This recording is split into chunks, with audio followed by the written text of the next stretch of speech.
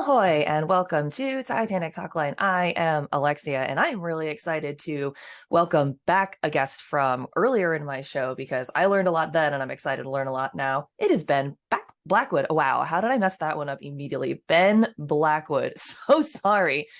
Hi, Ben. Ooh, Hello. that was eloquent of me. How are things going in not the state of Texas where the allergens are plentiful? It's going good. It's getting warmer, so it's that nice time of year again. So Yeah. I'm doing a newsletter for the skate shop I work at, and the first thing I'm doing is it's getting warmer because it is definitely that time of the year because there is that weird period where it's like it fakes you out for a while. yes, absolutely. Yeah, it's definitely starting to get onto that warmer side now. But yeah, hopefully it stays like that. Me too. Well, people who listen to the show know that I normally ask for your Titanic story, but I already asked you for yours in the last episode. So if anybody wants to hear it or hasn't heard it before, please go back and listen to that one because I don't want to do too much recapping because Ben has said he has found more information since about almost a year ago when we last talked about, Harlan and Wolff and White Star Line, which is an area of my personal knowledge that I very much neglect. And I should probably remedy that, but what did you find out? Where do you want to start with this? I'm just so excited. At literally anywhere off your list. Yeah, well, I mean, Sorry. research now is more sort of gone towards Belfast as well, and why Yes, because you were Belfast? just there, right? Yeah, came back. I was there last weekend up there for Mhm. the Night to Remember event at Titanic Belfast, where Ooh, how they was that? it's incredible. It's a really good evening. Yeah, you go across to the start at the museum, and then you go across opposite to where the new hotel is, which was the old drawing offices. And you Right. meet Thomas Andrews, and he tells you his story about what he used to do in the shipyard. And then you go across to Nomadic, which was the last surviving White Star ship, the tender that was at Cherbourg, where you meet Madeline Astor. And, yeah, tell you all about the scandal when she married John Jacob Astor, Right. and then returning to New York. And then you just travel through the museum and you see other. You meet Molly Brown. This year we met Frederick Fleet, Oh, and you also met the mother of Alfred Cunningham, who was on the guarantee group. So he was one of the 10 Harland and Wolff shipyard workers that was given the opportunity to go on the maiden voyage. right, right. So yeah, you hear all their stories. And then at 20 to midnight, we went out onto the slipways where they have a candlelit vigil, and you go and read the names off the panels where they had the two slips. So it's a really moving evening. I bet that the vigil was incredible. Not that the rest of it doesn't sound incredible, but just that taking the time to, remember the gravity of the event. Absolutely. And I think this year was more people that stayed for the vigil than ever before. And I think it's becoming more and more of a popular event, and people have started to realise how important this event has Mhm. been to Belfast, and the impact that it has. Because even today, the city is still in the shadow of the shipyard. Um, Sure. you've got the two yellow cranes, Samson and Goliath, that were then on the world's largest dry dock. Hmm. And they just dominate the Belfast skyline. Wherever you are in the city, you'll see them. Wow. And particularly East Belfast is in the shadow of the shipyard because that was where Queen's Island was built. Right, right, And you've got all of the murals and the statues to commemorate these workers and the event. right. So it's left a lasting legacy. It seems as though as people get more and more interested in Titanic, people are also getting more and more interested in the people themselves and bringing that human touch back to the story. And that seems indicative with what you were saying about more people staying for the vigil than had happened in the past. Yeah, absolutely. And I think um, particularly with more documentaries that are being filmed, Mhm. and more of these individual stories that are being told online, I think you start to see now a more genuine interest in the people rather than the event as well. I mean, the event is obviously of some interest, but I Right. think now more than ever, people are looking into the backgrounds of these stories of these people that were there, um, and I think that's as equally an important story as well as the event. Agree. It is important to remember all the people involved because at the end of the day, it was the loss of thousands of people. Yeah, absolutely, and also how almost every country was affected by it as well. It wasn't just British and Americans. Um, this story it impacted everybody that was Yeah. traveling.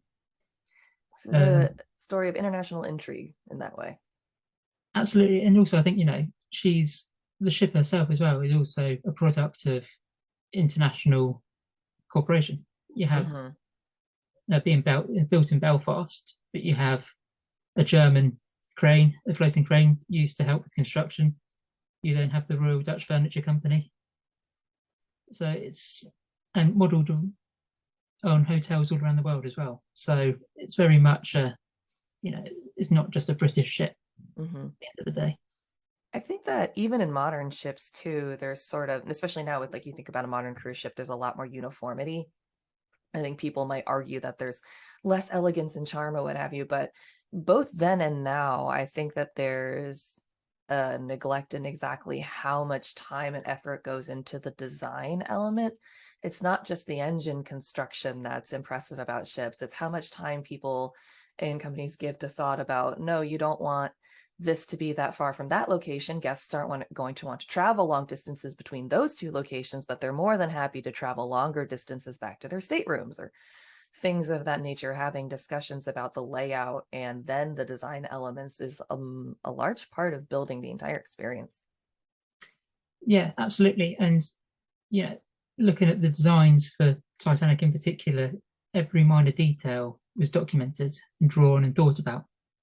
Um, and it was such a slow process. But Right. then when you see what the end product was, you can see why. And you look at the clientele that they were targeting. The White Star motto was always luxury over speed, Hmm. and passenger experience was the most important thing to the White Star Line. Right. So the ships had to be built to that degree to be able to fit that vision that they had. Well, it makes sense. As we've talked about a few times on the show, Cunard's claim was to speed, and White Star knew that they didn't have the ability to really compete with them in those terms. So doubling down on luxury was their signature touch, that White Star service. Absolutely, but I mean, these ships weren't slow by any mean feat either. No, no, sorry. The implication wasn't that they were slow, but No, no, but I see I get what you're saying. I think as well that they could compete as well with Cunard. That yeah.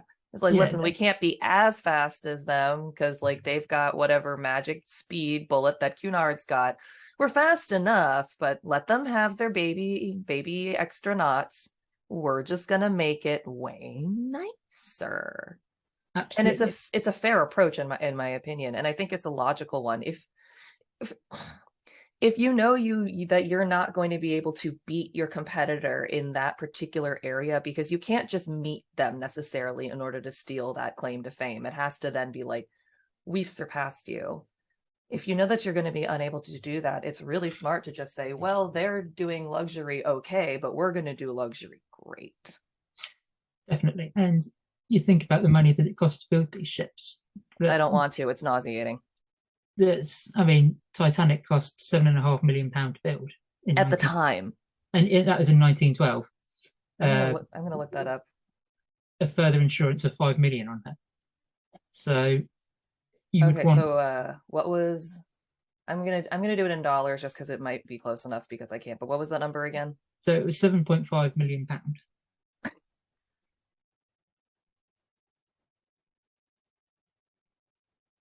All right, let's see.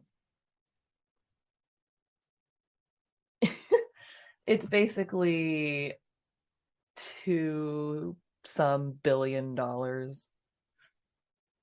It won't let me go high enough to do million for some reason on here. It's only letting me do thousands, so I'm doing a weird calculation that's probably wrong. I mean, for the time, she was the most expensive liner to be built. That's an Uh, incredibly crazy amount of money. you had to think about passenger experience in order to get that money back and to profit. It's just listen. Yeah, I did the math crazy wrong. In case anybody was wondering, it's $225 million, which is still a ridiculous amount of money.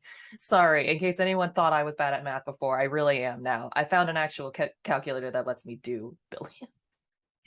I mean million. Good grief. But yeah, it is an incredible amount of money then and now. I just wanted to do that for the fun of it, but you're right in that it does show. And I'm also sure that that Mauritania and Lusitania weren't exactly budget ships. I don't. No, but it helped when they were being financed by the British government.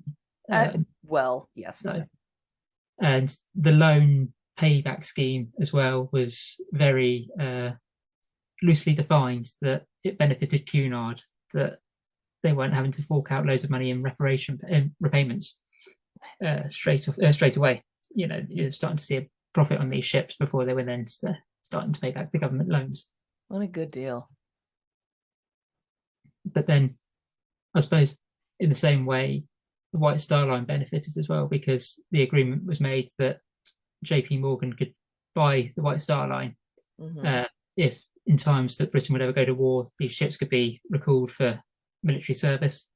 And that's exactly what happened. Yeah, you look at Olympic, you look at Britannic not even entering transatlantic service. Not yet. But then the flip side of that was that at least 75% of the crew had to be British as well. So that also then helped further tensions, because the German government then responded in turn saying that all German-ran liners have to have 75% of their crew being of German origin. So it's just doubling down. Interesting time.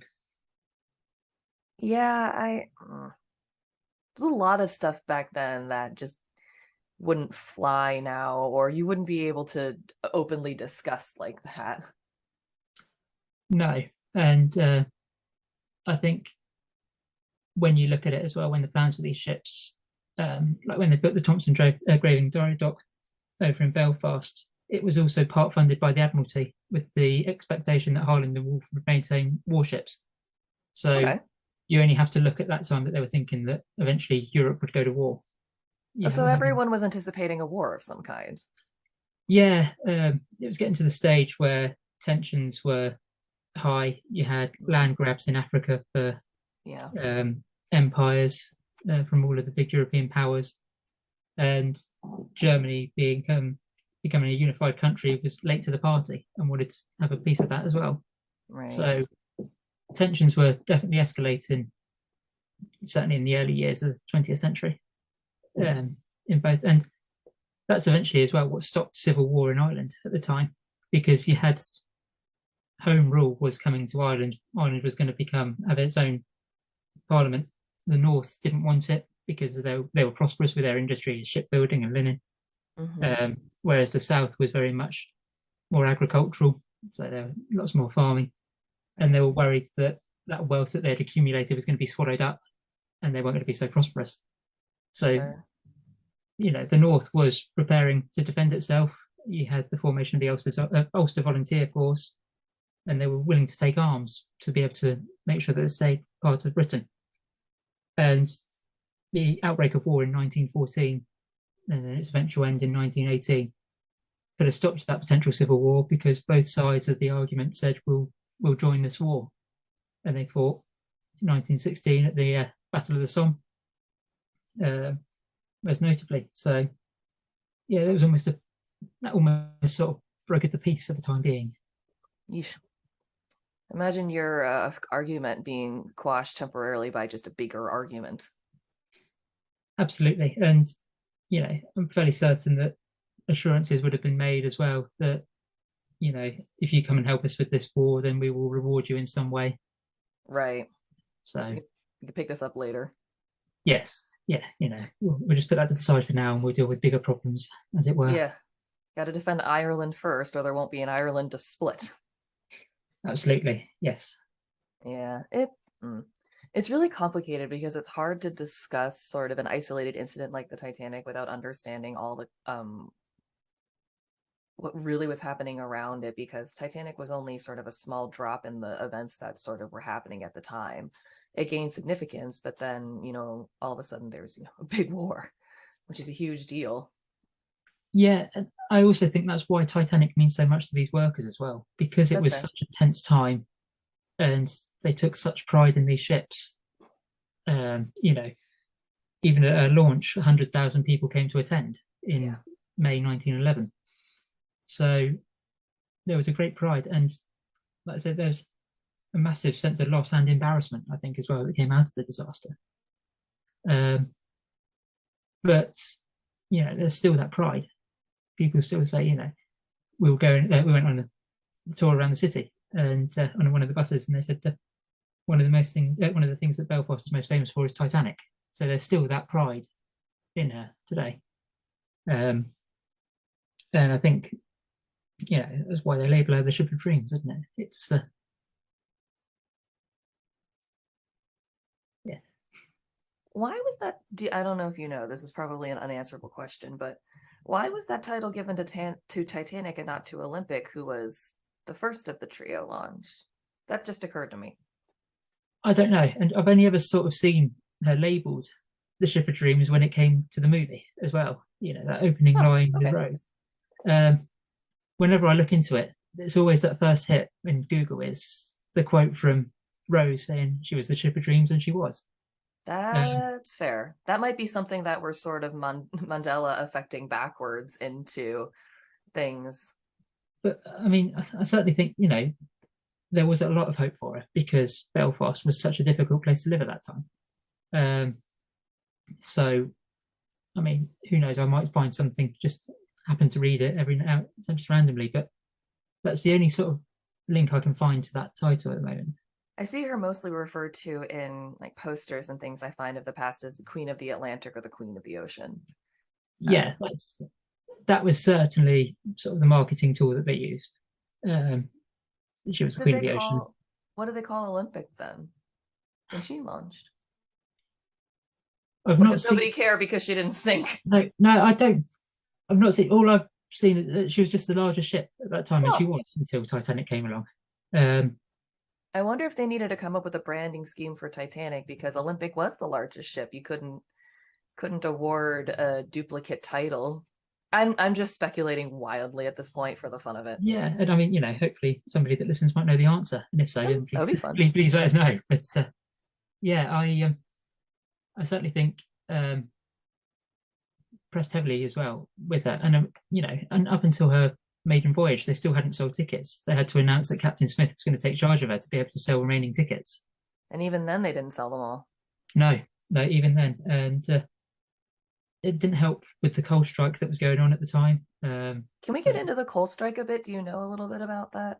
Yeah, no, a little bit about it. So okay, that's probably more than me. I just know that there was a coal strike, and that's kind of the extent of my knowledge. Yeah, a lot of the coal that was used on Titanic came from Wales, and the coal mines went on strike and refused to carry on mining, to which they then had to send in the British Army to put down the strikes and to get them back to work. And it was a difficult time. It was Winston Churchill, who would then go on to be famous Prime Minister, was in charge at the time of sending the military in, and it didn't help him with his cause at that time. No. He was already unpopular in Ireland as well because he'd come over in January. He was particularly unpopular in the north, so he'd come over in January at the invite of William Peary, who was in charge of Harland and Wolff, right, to give a speech on why Home Rule was going to benefit the north, to which he was then chased out of Belfast. So he wasn't a popular figure at that time. So any of the coal that they could have was then transported from other ships to be able to, for Titanic to have a maiden voyage. Sure. So the Solent and Southampton port was full of all these empty ships. So the New York was empty. Right. And I think because she would have been sat there laden with coal, that was why it was so easy, why they almost had the collision when Titanic was leaving port as well. There were just ships waiting. Yeah, she just had to so she had a difficult navigation out of Southampton Harbour because of all these dormant ships. That makes sense to me. I mean, there's a reason that you take people learning how to drive to an empty parking lot and not to, Trader Joe's on a weekend. Which is an American grocery store that has amazing food and the worst parking lots ever. I think when they scout out locations, They specifically send people who are like, yeah, it has a terrible parking lot. It's great. Perfect. Yeah, and yeah, the size of her as well. So Mm-hmm. it would have been a difficult navigation. But then I think the cold strike, about 10 days, I think it delayed her maiden voyage by. And that could have made all the difference as well with the moving ice packs as well. So it has all this knock-on effect that it's the same with Olympic returning to Belfast to be repaired after a collision with HMS Hawk. Mm-hmm. Did you know that story? I know the brief about it, but please tell us because I'm sure that you know way more details than anyone that I've ever discussed. As Olympic was returning to port, because of the power of the propellers, she drags HMS Hawk, which was one of the British naval ships, into her side. And at that time, British naval ships had a ram below water level on their bow. So Sure. as they collided, it then bent Olympic's keel out of place, and I think two of the watertight compartments were flooded. So she managed to limp back to Belfast, staying afloat. And that's why they were so confident with Titanic, that they saw that Olympic could survive a collision like that and still stay afloat. Hmm. That then put further, I want to say, further spotlight on the fact that she was unsinkable. Right. And then, so they had to use a lot of the materials that they were using to finish off Titanic's construction to repair Olympic. So that then Sure. set back her completion for a few days before then being compiled with the cold strike. All good signs. Absolutely. Yeah. I mean, even up until the 4th of April, when she got to Southampton, they were still finishing off things like paintwork on board. So, I just feel like, and maybe this is 2023 privilege when it's way easier to travel and book, but I think I would wait for the ship to be done. Like, done. But yeah, different times, different circumstances. I think, yeah. And you look at the amount of tickets that they'd sold by that point, there was certainly a pressure to get her finished. Sure. So much so that they had the flowers kept in the fridge, and they brought out fresh flowers as soon as they could to mask the smell of the varnish in the paints as passengers came on board. Ugh, listen, we've all been part of a rush job before. Yes, but I think it was all just these compiling factors that eventually just meant that wrong timing with the moving ice pack as well. I think it was everything that could have gone wrong went wrong. Yeah, it as the book there's a book series titled appropriately A Series of Unfortunate Events. Yeah. This is that too. Yes, and you know, who knows what would have happened. I mean, you can only just say that this could have happened, but I think it's certainly compounded with the led to the wrong timing with Yeah. ultimately the collision. Yeah. There's still a lot of controversy about everything actually related to Titanic. I don't even know why I started that sentence that way because that's such an open-ended sentence. But there's a lot of controversy about two things related to sort of the construction. One was if it had hit the iceberg in a different way, the construction of the ship was built in such a way that it would be able to like deal with that kind of hit. And most people say if it just hit it head on, the bow is in such a way that it would be able to XYZ deal with, it would be okay. And another thing that people point out is something that literally just went completely out of my head. So I'm going to hope that that comes back and let you address that first point. Yeah, I mean, certainly the bulkheads would have worked. We've seen it with Olympic, that Right. if you could collide almost head on with something, she was able to stay afloat. But I think it was just the fact that when she collided, it was a 250-foot gash punched in like Morse code, And and that's just too much. I think it was too many compartments that were breached by that gash. It's almost a quarter of the length of the ship. So by that time, it's going to be too much pressure. When you say it in that perspective, it's almost a quarter of the ship. That's a basically insurmountable percentage. Absolutely, yeah. And I mean, you look at the amount of water that she took on as well initially after the collision, and they had the pumps. The pumps were able to pump out maybe a tenth of what they were taking in a minute. Um, Yeah. so they weren't designed for that. Um, That was going to be the lead in for that, or the lead out for that, was basically that when people design ships, and I mean even today modern cruise ships, you don't design them to be colliding with things constantly. They're not designed to withstand, I mean, they're not specifically designed, I think I should say, to withstand head-on collisions, because I guess you're just not expecting to be driving these ships, sailing these ships just directly into things. Certainly there was an incentive as well to ensure that there wasn't any damage. So Captain Smith would have had a, a I suppose, a bonus for every ship that he returned to port that was unscathed. I happen to think that that's hilarious when said out loud, but it makes sense. Yes, and and he was very proud of that as well, because the Mm. precursor of that was in an interview with the New York Times in 1907, and he said, "When anybody asks me my nearly 40 years' experience at sea, I merely say uneventful. I've never been in a collision or accident worth speaking of." And in Why the did he say three, that? exactly that, and in the 5 following years, he would have a collision with HMS Hawke and Titanic.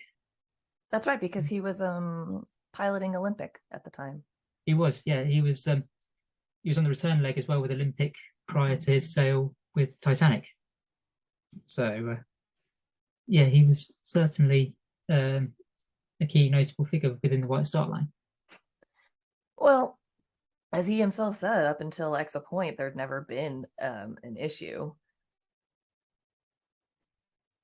No, and um, I think as well, you have everything else that went wrong with the keys for the binocular cabinet being taken away in the in the confusion of crew being moved over to Olympic and a change of crew on Titanic. So Yeah. it's things like that that were out of their control as well on board. Some Officer Henry Wild was transferred on to Titanic, I believe, from Olympic, um, as chief officer, which pushed down Murdoch and Lightoller and pushed out, I believe it was Blair? Yes, Like David Blair. yes, I believe it was. Yeah, and ironically, you go around Titanic Belfast now when they've had their new gallery revamp, and you see the set of keys that were walked off that have with the keyring with the binocular cabinet. I'm sorry, that's not actually funny, but It's You look at that and you think something as so small as small. those small bunch of keys had such a devastating effect. I kind of personally am of the belief that I don't think the binoculars would have helped, and I say this as someone who has tried to use binoculars in the dark. You need light. Modern ones may have, lights projecting or some sort of backlighting to help with seeing close-up objects, but especially the binoculars that I had when I was a kid, there was no lighting. If there was no external lighting, you couldn't see anything. You just saw darkness, and then you put the binoculars on, and it was much closer darkness. So that is my Yeah, personal argument, but I'm also fully aware that I could be completely wrong and I don't know what I'm talking about. I don't. they might have been able to see it soon enough just to be able Sure. to navigate sooner. You just don't know. Again, it's that Right. if or but. It's and that compiled with, I think we spoke about it last time with the mirage and the Yes. change in temperature, distorting images, so making things seem further away than they were. Um, that doesn't help either. Nothing really does in that kind of situation unless it is something like a miracle light. Yes, and that's then what led to the reform in shipping regulations afterwards. It had to take a disaster like Titanic's to have an impact. It's kind of always how it, works though. I don't remember the exact quote from and or who it's from, but it was something along the lines of every rule, every safety rule and regulation we have is written in somebody's blood, and it's depressing to think about, but It's true, yeah, and you think about the impact that the Titanic disaster did have. At that time, wireless operators weren't expected to be manning their stations for 24 hours a day. Um, and certainly in Britain, Border Trade regulations was basing the number of lifeboats off of tonnage rather than capacity. mm-hmm. Um, so, although Titanic had, was it 22 lifeboats? Was it? Yeah, 22, I think. Um, Nowhere near enough. Yeah. And drills weren't mandatory either. So he Right. had the cancelled drill that morning of the 14th. and that then led to the chaos and the confusion when it was all going wrong. Do you remember how easy it was in the year 2000 to board a plane? No, I'm Well, I was pretty young then too, but you didn't have to take your shoes off. You didn't have to walk through the metal detectors and do all the, you didn't have to take the this out of the that and the put the into this thing and, you know, all of these security measures, TSA, everything came out of 9/11. And, a lot of it is security theater, and I happen to think a lot of it is more prohibitive than not. However, they needed to do something demonstrably against terrorism. The people of the United States were not going to stand for nothing being done, even if all the research had shown that, like, actually, if we do nothing, it's better because terrorists were probably not going to come back the same way if we double down on the security. But that would have been unacceptable. Like, people would have felt unsafe. So sometimes it's about this almost performative thing. However, in the case of something like Titanic, it's almost the opposite. yeah, and I think as well. I mean, any risk assessment you make, you also expect the worst case scenario, don't you, to be able to account for it? And Yeah. that was what the original draftsman had in mind. The William Peary's brother-in-law, Alexander Carlyle, Mm-hmm. he made provisions for many more lifeboats, but that was then scrapped by William Peary and the Board of Trade because he said you're already in excess of what is required. Mm-hmm. And allegedly, that was what led to his departure from Harland and Wolff. Is it? It's a little ironic to look back and see someone who clearly was a visionary at the time who was thinking, the regulations are outdated. Just because they're outdated doesn't mean we need to be. We could make a change. And there was that naivety as well, though, I think, with the bulkheads. Like you say, you see that Olympic was able to limp back after her collision. People genuinely thought that she was unsinkable. The more times you do something, the less dangerous it seems. Or the more times you see something do something, the less risky it seems. Yeah, and I think as well, I mean, you look at the build quality, I mean, everybody talks about faulty rivets and Mm-hmm. everything else being a factor, but I don't think you can't make that claim because you look at Olympic, you look at the build quality there, and I think you also look at the prestige of the White Star Line. They would never have spent money on a ship that wasn't up to their standards. Yeah, we were just talking about that at the very beginning, how they were proud of the attention to detail. Absolutely, and Harland and Wolff wouldn't either. I mean, Harland and Wolff were labelled shipbuilders to the world. They were um, leading design in leading in ship design, and they wouldn't have cut shortcuts either. And you think about the money that it was costing them to build these ships. It would have to As we cost them again discussed. to write them. So Mm-hmm. there's no way that they'd ever cut corners. It's also far more difficult to make changes than it is to simply do something right the first time. Because if you have some easy changes are probably easier to navigate. But you have to do something that requires, say, taking apart an entire section of the ship that gets not only costly in time, but exceptionally costly in, money, materials, and labor. Yeah, absolutely. And you think about the contracts as well that Harland and Wolff had at that time. So they weren't just building ships for the White Star Line, but they were building ships for everybody. And they were building British naval ships as well, again, in anticipation for war. So they had quite a lot of outlay. And especially as the company grew as well. I mean, even in the early years when they were first starting out, they used to make so much money that when there was a financial slump, they used to do account customers, where they used to loan the money and then they'd pay it off in installments and then pay it finally off when the ship was completed. And this loan Right. system carried on. I mean, even up until with the White Star Line, they had the agreement that it was an unwritten contract, but it was cost plus 5%. So it used to be whatever it cost to build the ship, plus then 5% profit for Harland and Wolff. So there was a lot of money exchanging hands. And like we said, £7.5 million on a ship in 1912 was 220 some million. yeah. It's I think it just goes back to the need and want to find something solid to blame when something happens. Again, with the discuss about security theater, it's like we have to do something. Something must be to blame. It's because we didn't have any security at the airports. If we had only had security at the airports, this never would have happened. It's like, aha, this is the solution. And it makes people feel better. And when you're unable to explain something like Hurricane Katrina, when it devastated New Orleans, there's no explanation for that. It was a storm. No one made it. No, and I think as well, it's a certain notion, isn't it? It's either something or someone to blame. Like Correct. putting the blame onto Captain Smith or the crew of the Californian as well. Or Ismay. Yeah, Ismay as well. And everybody looked just for somebody to pin it on. And okay, yes, while there was human error there, it was also just a freak accident of unfortunate timing.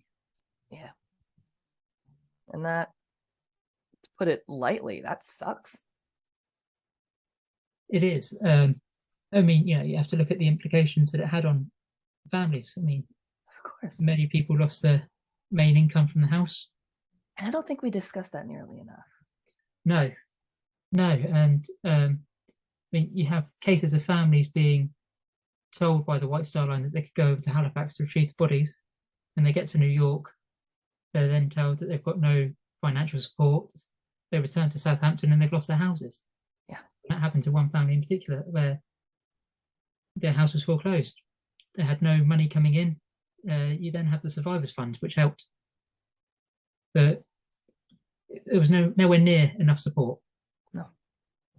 And I think that's part of the story that's also taken for granted a lot is the aftermath of the people that were ripple affected involved. As I think there's a book entitled, the widows of Titanic. Yeah. All the people left behind, the children and the women. And this wasn't, again, 2023. You can't wander into Target and say, "Give me a job." In many places, women were prohibited from working. There were a lot of places that simply wouldn't hire women, and there were very few professions that were open to women, and the ones that were sort of low paying domestic style labor. And and you see that a lot with the steerage women, those were their main professions. That was what was available. You was to become a working class woman. You couldn't really, there were so few opportunities to be like a high level governess or an instructor for, I don't know, some rich boarding school. Yeah, and I mean, this was particularly as well the case up in Northern Ireland. I mean, you were very lucky if you were able to get an office job in Harland and Wolff working as a secretary. Yeah. Most women were employed in the linen mills, where Mm-hmm. it was difficult days and wading around in water. So, yeah, Not too long before the Titanic here in the United States was the extremely infamous Triangle Shirtwaist Factory fire that a lot of women died in because, it was a textile factory. A lot of women worked there. They just didn't have fire exits. So when the building caught fire, people couldn't get out. It was horrifying. And it left behind a lot of children. That's it. And yeah, and the size of the families as well. You had families that could have potentially 6 or 8 children. Oh, yeah, there was a lot of Catholic. Yeah. No birth control. No. So you then have who's going to look after the children if the mother goes to work. There was no provisions. Harland and Wolff supported families where they could, but Sure. again, it was nowhere near enough support that was needed.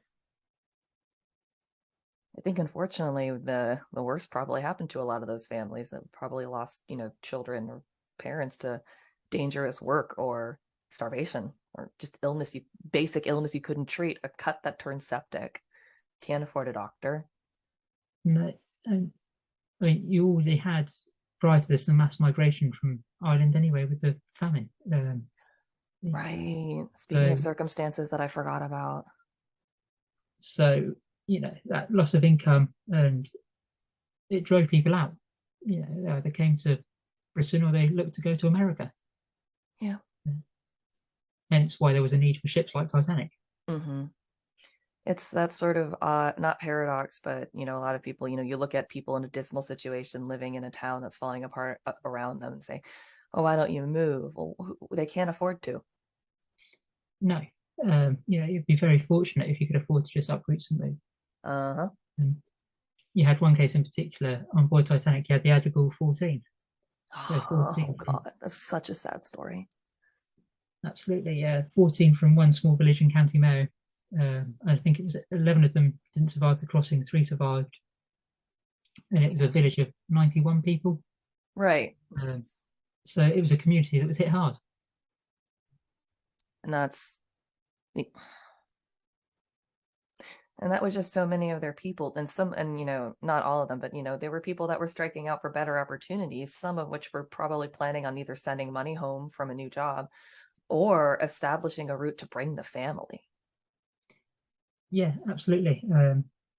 Yeah, you had people that would go on, lots of men would go on ahead to try and see if they could get a job in New York or anywhere in America and be ready for the rest of the family to come out to join them. Yeah. And I think that that's the thing that we're talking about more, which is, there's been a lot of focus on first class passengers, which is not to say that they're, oh, those people, let's ignore them. But there was less of a focus on exactly how many of the people in like second class and third class were making full life changing moves. Transatlantic travel for them wasn't a thing you did once a year to go get your wardrobe in Paris. It was a thing you did once, maybe twice in a lifetime if you were unlucky enough to have to go home for some reason. But for many people, they were saying, I'm never seeing my home country again. I'm good. This is goodbye for real. That's it. And, a lot of these tickets, I mean, £7 for a third class ticket, that was a lot of savings for third class passengers at the time. Yeah. And it was a big risk because there was no guarantee that they were going to find something out in New York as well when they got there. People who had guaranteed jobs were lucky, something that a relative had set up, I'm going to go be a maid in this house because my aunt is the governess for that house and found out that they need a maid. And that's why I'm getting to go. And that was very lucky that you had a job there, that someone had found something for you. Yeah, and that was a case with some of the Adigal 14. That's actually who I was using as an example. Yeah, so you have the cousin that comes back to say, look, this is what I've got, come and join me. Yeah. And yeah, you're right, there was a very fortunate position to be in. A lot of them just felt that they couldn't carry on in England or in Ireland. Things were bad. I mean, even prior to Titanic's build in 1907, you have a dockers' strike in Belfast. It's rolled up because of working conditions. And sure. Eventually, the strike had stopped when people said you can either come back to work and earn some money, or you can just carry on without being paid. So there were no changes. And it was the same again, even earlier, back into the early 1840s into 1850s, when Edward Harland was then drafted into Robert Hickson's firm before he then purchased it to form Harland and Wolff. Work wasn't being completed, so he dropped pay and said that the quality needs to be better. So workers went on strike. So instead of the firm closing, he drafted in workers from Scotland who were quite happy to come down, get paid, and do the job. And the original workers then said, "Fine, okay, we'll carry on and do what you need us to do." Great. And that's how negotiations are still going 111 years later. That's it. Yeah. Everybody's always happy to do a job that you don't want to do. So it's well, there's always someone out there who's desperate for money. And that's not ribbing those people. I'm sure that those men in Scotland who took those jobs were like, I can feed my family, sign me up. Absolutely. Yeah. And by that point as well, you'd already had experienced shipbuilders up in Scotland. So, yep. I mean, the first few ships that were being built in Belfast dated back to the 1600s, but it was a lot earlier in Scotland. So you already had that expertise coming over. And that reputation. So And they need people. that's it. So yeah, and it's not a long way to travel either. It's not far from Northern Ireland to Scotland. That's fair. Couple hours maybe by train. It would have been boat trip Boat. into London. Sorry, I But I don't mean, know anything about geography. but as the I mean, it's at one point. So from the north coast of Northern Ireland to with the west coast of Scotland, as the crow flies, it could be 12 miles. So it's not very far to travel at all. Not at all. That's actually a reasonable. That's not saying goodbye to your family forever. That's saying goodbye to your family for a little while. Absolutely, and I mean, and it dates back to even earlier than that. I mean, you have the British Crown in the 1600s to be able to keep control of Ireland. They were using people from lowland Scotland and planting them in Ulster into the north to be able to keep everybody happy and keep everybody towards the crown, to anglicise it and to make it everybody on their side. That was known as the Ulster Plantations. So there's always been that connection with Ulster and Scotland. Right. It's just interesting to think about how many factors there are that around one particular time. And I mean, I'm sure you could pick any moment in history and then just really look at how intricately woven the fabric of society around the world was at the time. Yeah, definitely. Yeah, I think that's still what has an impact today. I mean, you still have the calls for a united Ireland, with the North still wanting to remain part of Britain. And I think it's still that connection that still dates back from those plantations. And it's going to be a long-standing argument, I think. I don't know. There's never a clear and easy route to solve it. As someone who lives in a country that also has a split north and south, I empathize. Yeah, and I think it's interesting seeing it from an outside perspective as well. To be an outsider to this. Yeah, it's hard to put into words until you see what it's like, and the lasting effects that the conflicts have had as well over the decades. Yeah, it's not good. No, it's not good for a country to be divided, especially over things that you can solve. If they're literally irreconcilable differences, such as the north of country X would really like to boil people alive and serve them as soup to international clients, and the people of the south are like, we're not going to do that. I think that's a reason to keep a country divided, my opinion. But no, we're just fighting ourselves over whether or not certain people deserve to have human rights, and I just think that's a waste of time. If you're a human, you deserve human rights. I think it's implied in the title. Human. Yeah, and I mean, even when the differences were there, I mean, you have in 1912, in September 1912, you have the signing of the Ulster Covenant, which was established by a guy called Edward Carson, who's a famous barrister who presided over the trial of Oscar Wilde and made a name for himself then promoting loyalism to the United Kingdom. And you have hundreds of thousands of signatures in the first few days. People literally signing it in their own blood to say that they wanted Ulster to remain part of the United Kingdom. And when the split did happen, he was offered 9 counties in the north, 3 of which were Catholic majority. And he basically turned around and said, I don't want to deal with that. I'll just take the Protestant ones.